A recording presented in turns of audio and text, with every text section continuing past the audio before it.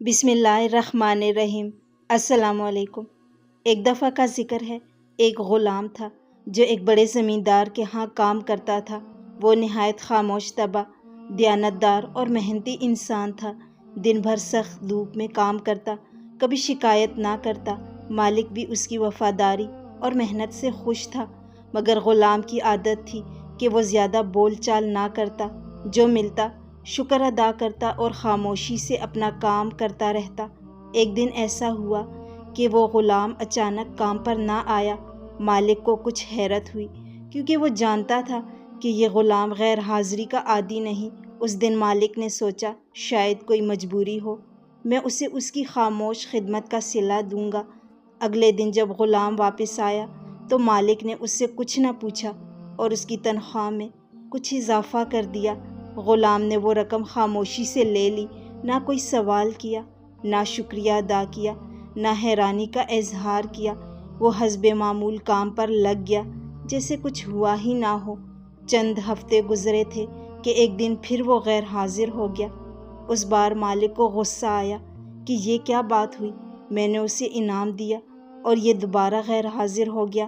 جب غلام واپس آیا تو مالک نے غصے میں آ کر اس کی تنخواہ میں کیا گیا اضافہ ختم کر دیا اور اسے پرانی تنخواہ دینے لگا۔ غلام نے تب بھی کوئی اعتراض نہ کیا، خاموشی سے پرانی تنخواہ لی اور کام میں لگ گیا۔ مالک کو حیرت ہوئی۔ اس نے غلام کو بلایا اور کہا، جب میں نے تمہاری تنخواہ بڑھائی تو تم خاموش رہے، کچھ نہ کہا۔ اب میں نے کمی کی تو بھی تم نے کچھ نہیں کہا، آخر کیوں؟ تمہاری خاموشی مجھے الجھا رہی ہے۔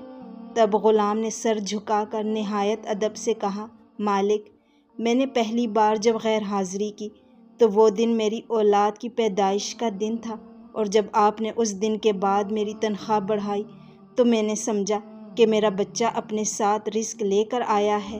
میں نے اسے اللہ کی طرف سے ایک وسیلہ سمجھا، اس لیے خاموش رہا، شکر دل میں ادا کیا۔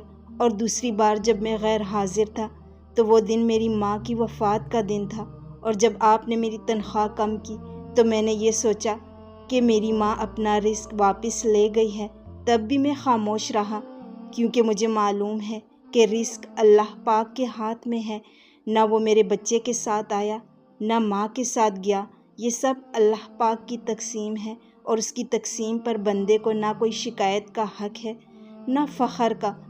غلام کی بات سن کر مالک کی آنکھوں میں آنسو آ گئے۔